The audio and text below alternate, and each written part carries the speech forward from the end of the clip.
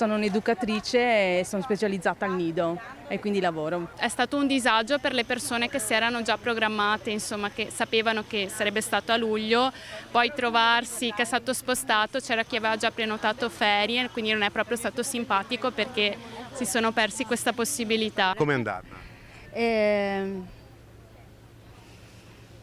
Non lo so, non so dirlo, l'unica cosa è che faceva un caldo da morire. In molti hanno sfidato il caldo di quest'estate per partecipare al concorso indetto dal Comune di Padova per 5 posti come educatrice di asilo nido e 1 come insegnante di scuola dell'infanzia. In tutto circa 380 persone divise per i 2 concorsi si sono presentati al Palazzetto dello Sport in Piazza Azzurri d'Italia in quartiere Arcella a Padova. Noi stiamo effettuando questo concorso non per tantissimi posti, perché c'è un posto di ruolo per insegnante di scuola dell'infanzia e 5 posti per asilo nido.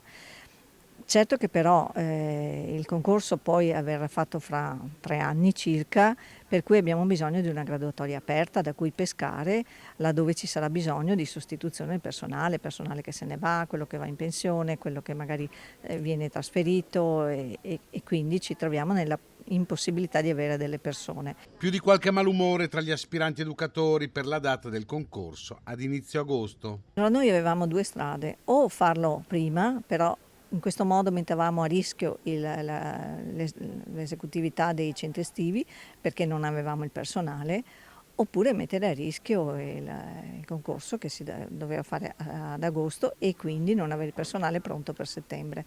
Abbiamo preferito dare corso ai centri estivi, che comunque sono una importante possibilità per i genitori e per le famiglie, e a settembre, se non iniziano dal 1° di settembre le persone che saranno scelte dal concorso, comunque ci sarà il personale MAD che potrà sostituirli. Prima un test a crocette, poi verranno fatti gli orali.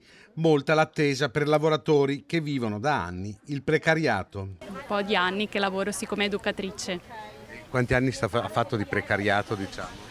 È tutto un precariato questo settore, purtroppo non è valorizzato come dovrebbe, cioè, gli educatori sono sempre un po' visti come l'ultima ruota del carro e non è una bella cosa, è un po' triste.